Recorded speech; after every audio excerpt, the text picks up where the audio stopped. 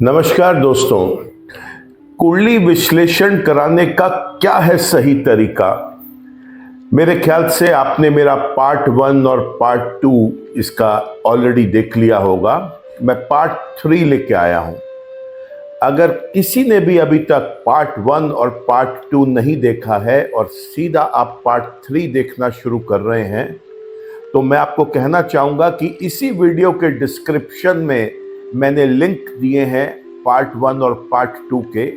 आप उसे क्रम से देखिए तो आप ये पार्ट 3 भी बहुत अच्छे तरीके से समझ पाएंगे। दोस्तों, अभी तक हमने जिक्र किया अपने पिछले दोनों कुंडली विश्लेषण कराने के तरीके के पार्ट 1 और पार्ट 2 में कि अगर किसी व्यक्ति के पास अपना जन्म का समय, जन्म का स्थान और जन्म का दिन उसे मालूम है, तो उसे किस हिसाब से अपनी कुंडली का विश्लेषण करवाना चाहिए।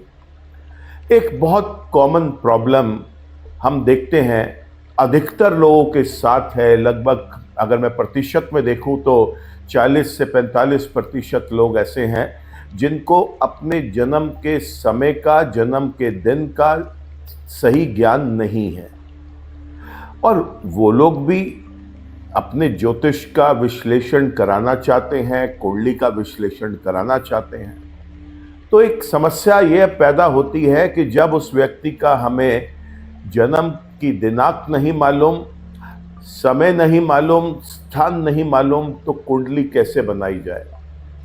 आज मैं आपसे जिक्र करूंगा ऐसे केस में हमें बर्थ टाइम रेक्टिफिकेशन का एक प्रोसेस एस्ट्रोलॉजी में है, उसको हमें फॉलो करना चाहिए। बर्थ टाइम रेक्टिफिकेशन क्या है और कैसे इसको वर्कआउट करते हैं, ये मैं आगे आपको समझाऊंगा।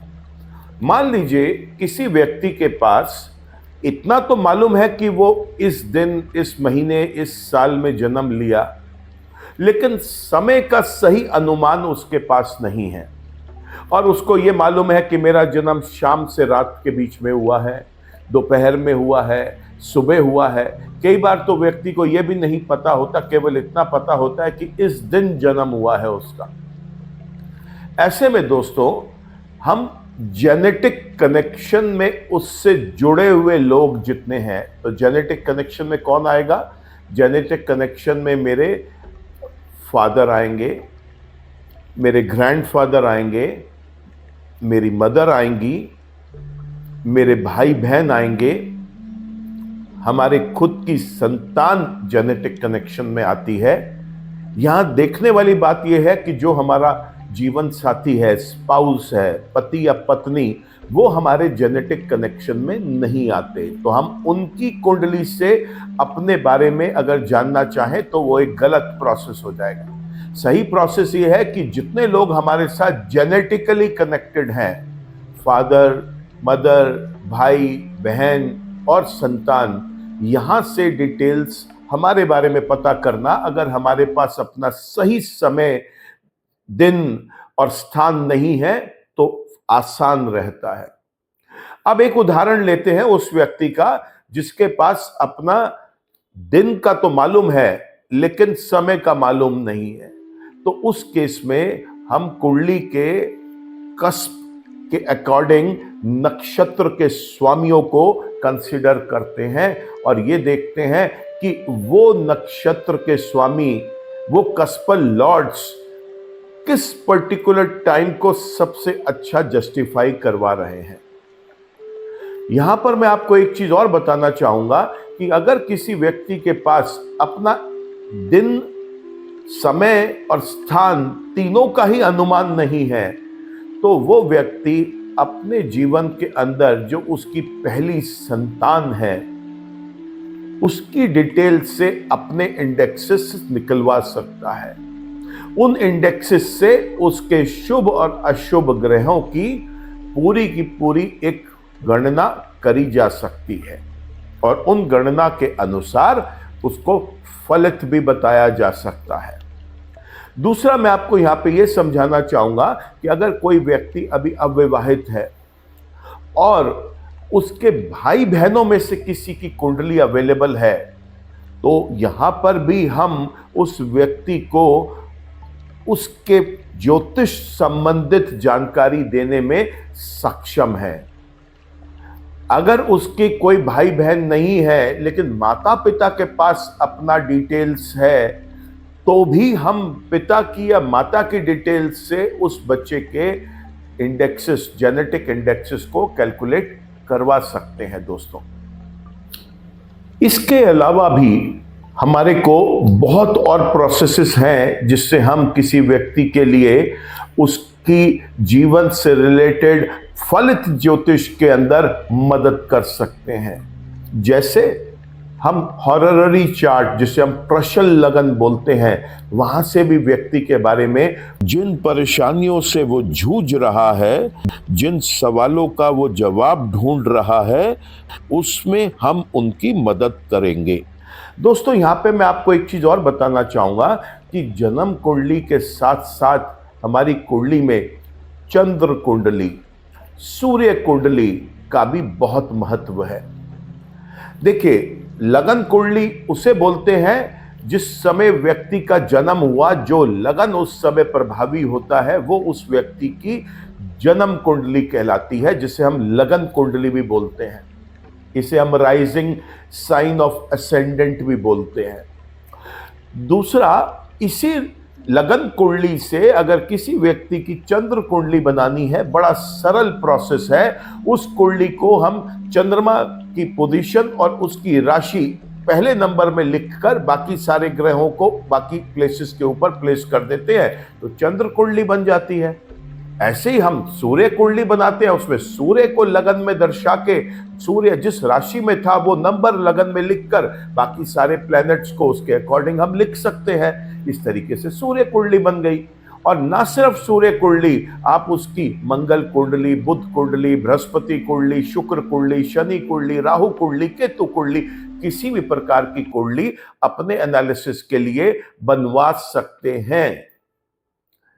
यहां मैं आपको एक और बात बताना चाहूंगा, जो मैंने अपने पिछले दोनों वीडियोस में कुंडली विश्लेषण का क्या है सही तरीका जाने, उसमें आपको समझाया भी है कि व्यक्ति के जीवन में घटनाएं जो भी होंगी वो महादशा के अनुसार, अंतरदशा के अनुसार और प्रत्यंतर दशाओं के अनुसार ही होंगी दोस्तों। तो एक अच्छा ज्योतिषाचार्य ना सिर्फ जन्म कुंडली को देखेगा, बल्कि जिस दशा की महादशा आपके जीवन में जिस ग्रह की चल रही है, वो उसकी भी कुंडली देखेगा। वो कैसे बनेगी? सपोज मेरी जीवन में कुंडली में अभी दशा चल रही है बृहस्पति की या शनि की, तो वो इस केस में बृहस्पति या शनि को पहले भाव में रखकर और जिन राशियों में वो स्थित है उसको पहले भाव में वो अंक लिखकर बाकी सारे ग्रहों को प्लेस कर लेगा। अब यहां हमें समझना यह है कि जो ग्रह अमूमन वैदिक शास्त्र में बोला गया है कि अपने से छठे, 8वें और 12वें वाली पोजीशंस के अंदर जो प्लैनेट्स होते हैं वो बहुत अच्छे नहीं होते। सिस्टम अप्रोच ये कहता है कि अगर छठे, 8वें और 12वें स्थान में किसी भी ग्रह की मूल त्रिकोण राशि पड़ रही है, वो अच्छे नहीं होते।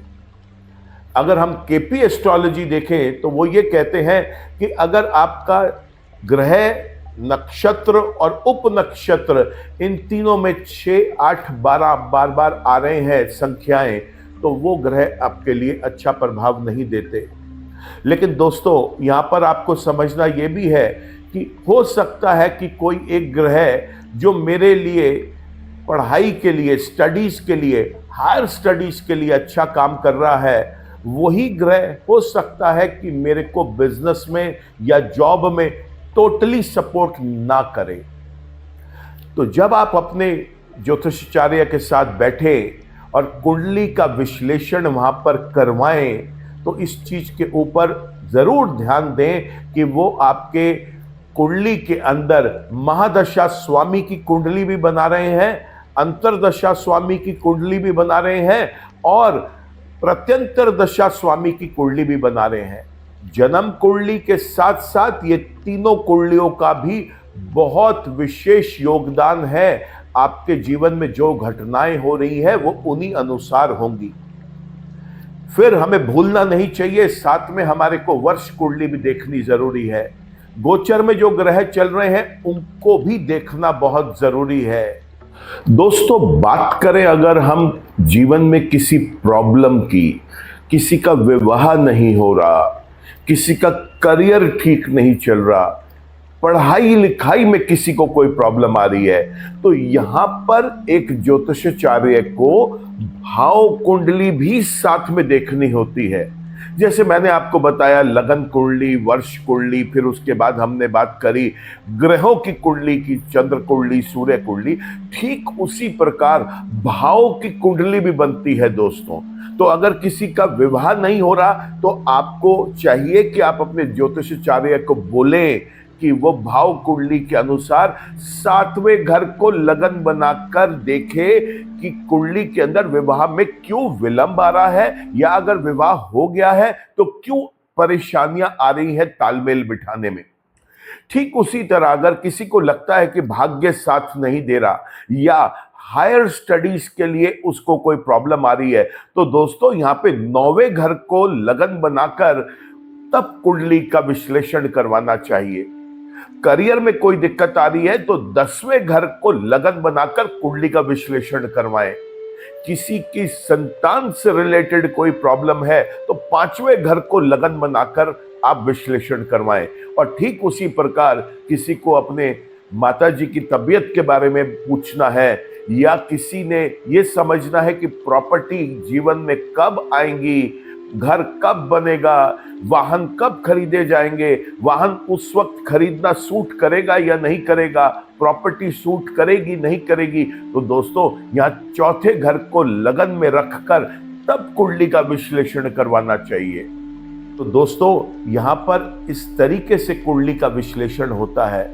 मैं कई बार बहुत आश्चर्यचकित रह जाता हूं कि कोई बड़े एस्ट्रोलॉजर टीवी प्रोग्राम्स में बैठ के सिर्फ आपका date of birth, time of birth, place of birth सुन के आपको बोल देते हैं ये रत्न धारण कर ले। मेरे को अपने 35 वर्ष के इस करियर के अंदर कभी ये समझ नहीं आया कि कुंडली का विश्लेषण इतनी आसानी से बिना बाकी सब चीजों को तालमेल बिठाए, बिना सारे और पैरामीटर्स को देखे बिना कोई व्यक्ति कैसे कर सकता है। तो आपका जीवन है दोस्तों, आजकल तो जो प्रोडक्ट्स भी मार्केट में आते हैं उसके ऊपर लिखा होता है कि नो एनिमल टेस्टिंग डन। जब सरकार ने हमारे को पशुओं के ऊपर भी टेस्टिंग करने से मना कर दिया, तो क्या हमारी स्थिति इतनी गंदी है कि हम किसी को अपने ऊपर प्रयोग करने के लिए खुली छूट दे दें दोस्तों? ये सवाल मैं ओपन आपके पास छोड़ के जा रहा हूं, क्योंकि जिंदगी एक है, वन लाइफ, और इसको अच्छे तरीके से जीने का आपको पूरा हक है। हर व्यक्ति के जीवन में अच्छा और बुरा रह सकता है। हर व्यक्ति का यही प्रयास होता है कि जो चीजें अशुभ है, जो शत्रु ग्रह है, उनसे हम दूर रहें, उनकी पावर्स को रिड्यूस करके चलें, उनको अपने ऊपर प्रभावशाली ना होने दें, और जो चीज़ें हमारे लिए शुभ हैं, जो चीज़ें हमारे लिए अच्छी हैं, उनसे हमें रिजल्ट्स मिलने हैं, हम उनको स्ट्रॉन्ग करके चलें।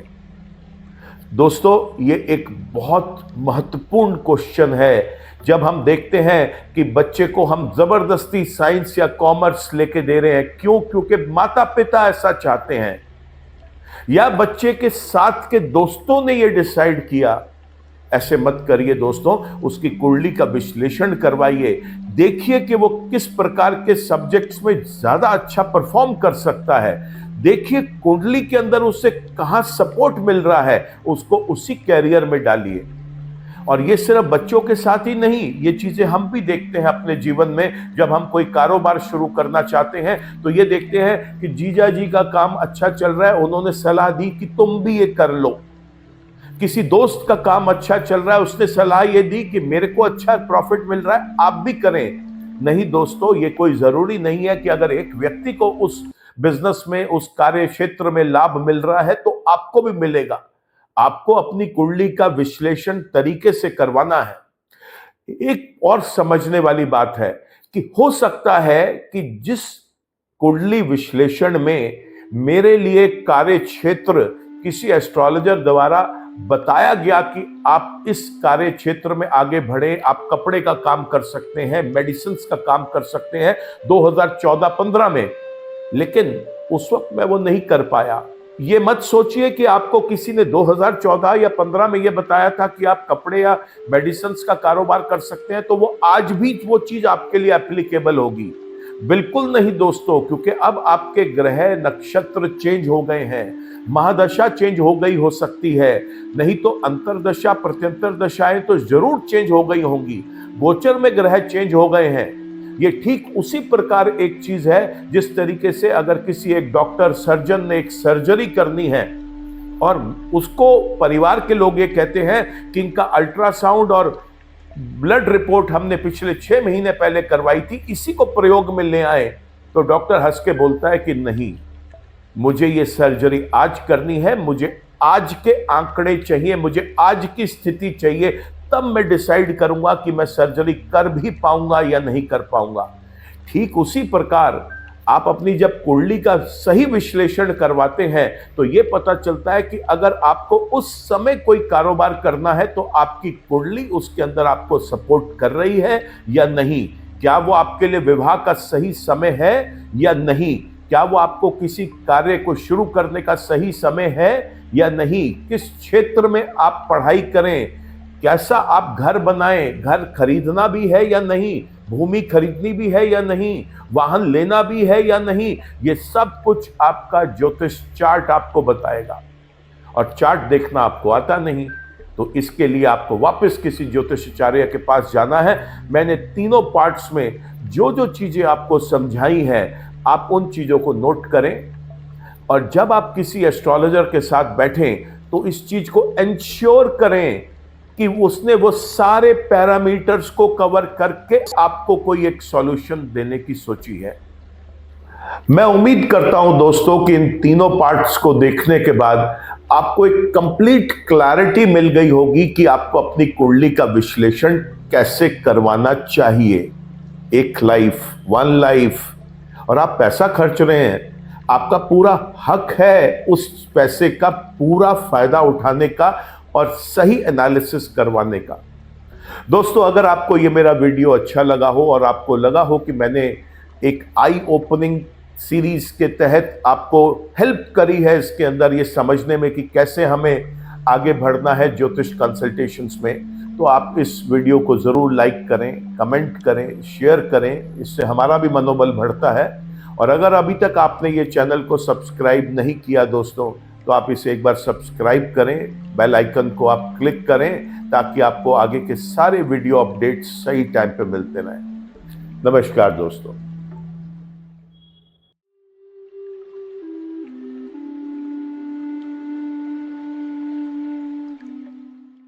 जीवन की सभी प्रकार की व्यक्तिगत, पारिवारिक और व्यावसायिक समस्याओं के समाधान के लिए तुरंत संपर्क करें। डॉक्टर विवेक चोपड़ा, PhD, गोल्ड मेडलिस्ट, विश्व विख्यात ज्योतिषाचार्य एवं वास्तु एक्सपर्ट। कॉल अथवा व्हाट्सएप करें 9311131069 9212431069।